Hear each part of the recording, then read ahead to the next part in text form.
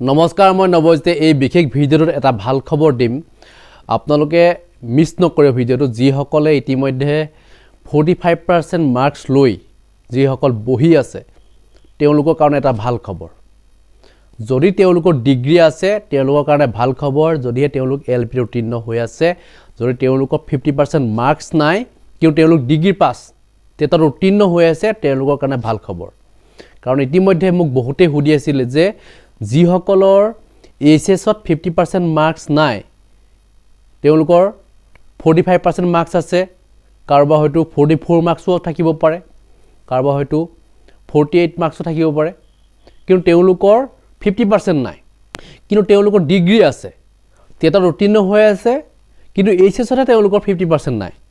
ডিগ্ৰীত হয়তো তেওঁলোকৰ 50% থাকিব পাৰে তেওঁলোকে যদি এলপি তে উত্তীৰ্ণ হৈ আছে তেতিয়াহলে তেওঁলোকে এপ্লাই কৰিব পাৰিব কোনো সমস্যা নহয় 2023 চনৰ 26 ডিসেম্বৰ তাৰিখে যেটো এডভাৰটাইজমেন্ট প্ৰকাশ হৈছিল সেই এডভাৰটাইজমেন্টত এলপিৰ যেটো ক্ৰাইটেৰিয়া আছিল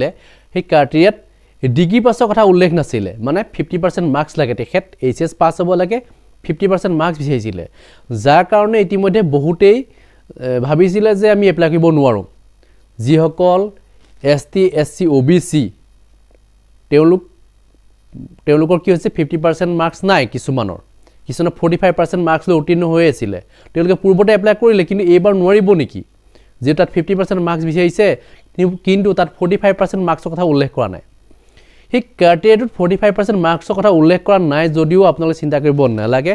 45% মাৰ্কস থকা সকলে এপ্লাই কৰিব পাৰিব কোনো সমস্যা নহয় যদি তেওঁলোকৰ ডিগ্ৰী আছে তেতিয়াহলে তেওঁলোকে এপ্লাই কৰিব পাৰিব আৰু যদিহে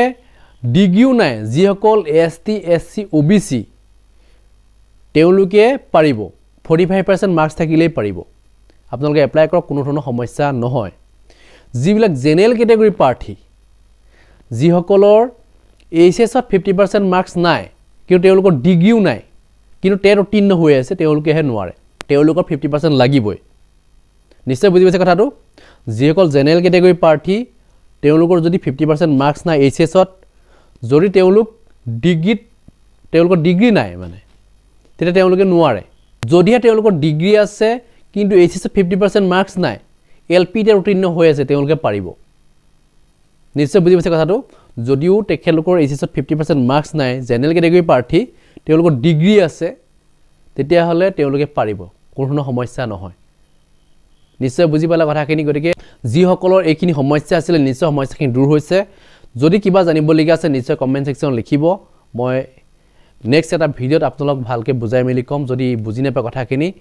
আৰু আপোনালোকে ভিডিঅ যদি সম্পূৰ্ণ চাইছে নিশ্চয় বুজি পাইছে কথাখিনি যি সকলে বুজি পোৱা নাই তেওঁলোকক পুনৰ মই বুজাই দিবলৈ চেষ্টা কৰিম কমেন্ট সেকশন লিখিব গতিকে এইখিনি মই জনাইছো নেক্সট যদি আৰু কিবা খবৰ লাভ কৰোঁ নিশ্চয় জনাম ধন্যবাদ জয় অসম